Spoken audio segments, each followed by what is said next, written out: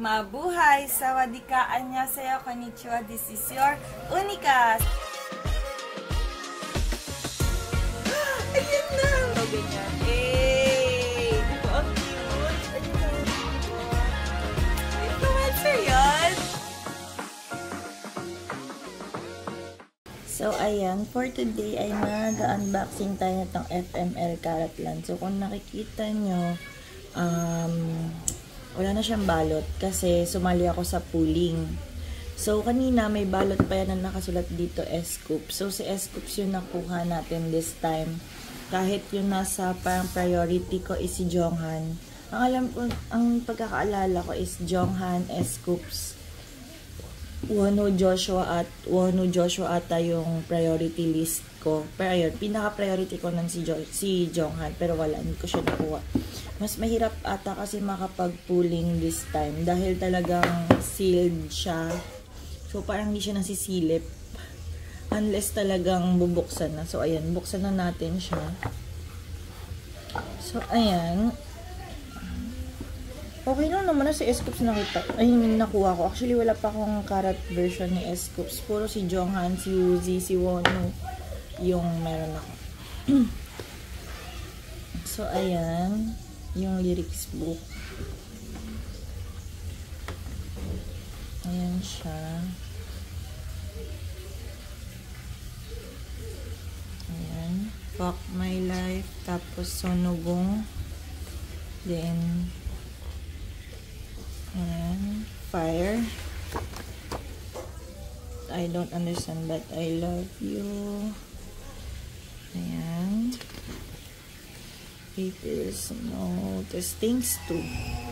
So, ito, tatry kong lagyan yan dito ng sa gilid ng translation. Pero yung pinaka-last na nakalagay dyan is ito. Thank you for being our silver lining. Oh, pero ayan.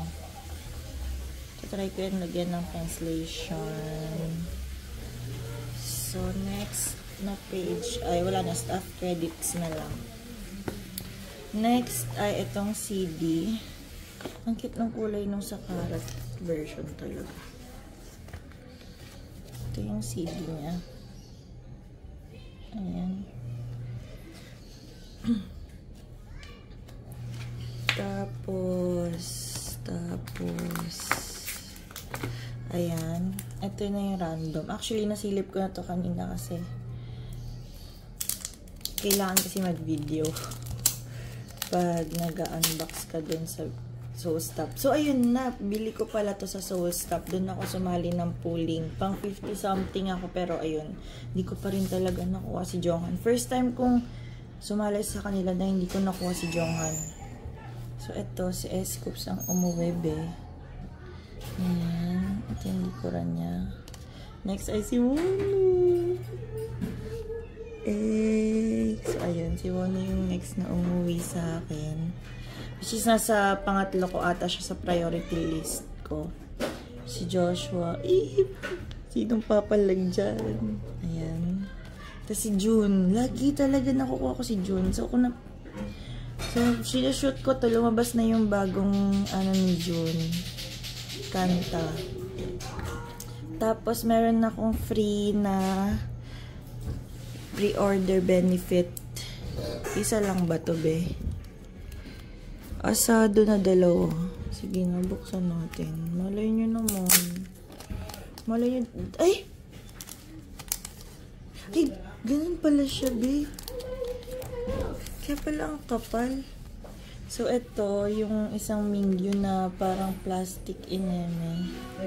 So, ito yung sumunod na mingyu. Yung totoong photo card. Oh my God, mas maganda pala yun. Okay. Next, ito na tayo kay S-Scoops. Si S-Scoops ang umuwi kong asawa. Asawa yan. Kakasal yan. Ayan, si S-Scoops. Ang ganda ng buhok dito ni S-Scoops. Ayan. Kulot. Ito pa. Ayan. Ayan. Ayan. O, yung pogi na to, be. Tapos, ito pa.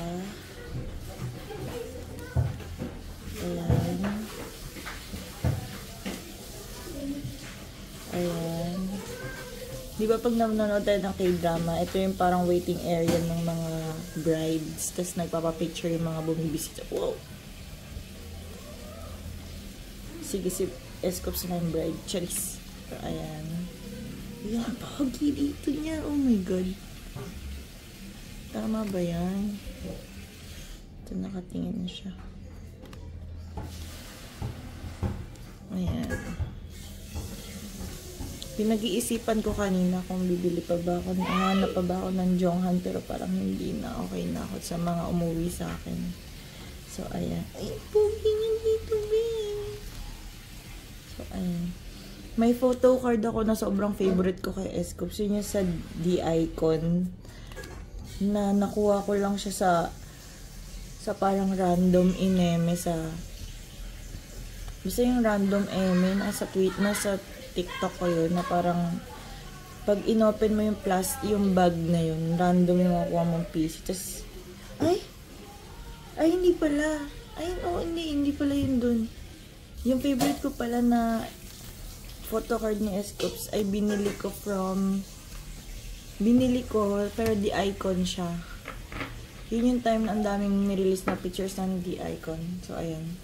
Ilan ulit to? 1, 2, 3, 4, 5, 6, 7, 8, 10, 11, 12, 13, 14, 15, 16, 17, 18, 19, 20, 21, 22, 23, 24. So, ayun. Yun yung pala yung favorite ko na, photo card ni S-Cups. Pero, ayun, wala pa. Hindi ko pa siya na, So, ito yung loob niya. Ayan. Ano yung sasabihin ko? So, ayan, si S-Cups. Yun, yung favorite photo card ko kay S-Cups. Nilagay ko siya sa likodan ng phone ko, pero sobrang hindi ko alam kung dapat bang nilagay ko siya dun kasi natatakot nga ako na baka mag-fade ineme. Pero ayun, eventually napalitan ko naman na rin yung nasa likod ng phone ko, si Jonghan na sa Sonogong FML kasi siya yung nakuha ko eh. So, ayan. Yung sa lalagyan ng card. Ay, iba na! Oo, iba na yung texture ng lalagyan ng photo card niya this time. Medyo mas clear na siya kumpara dun sa mga nauna, be. So, ayun lang, guys. Bye-bye. Sana na-enjoy niyo ang ating unboxing ng Karat version. Bye, guys.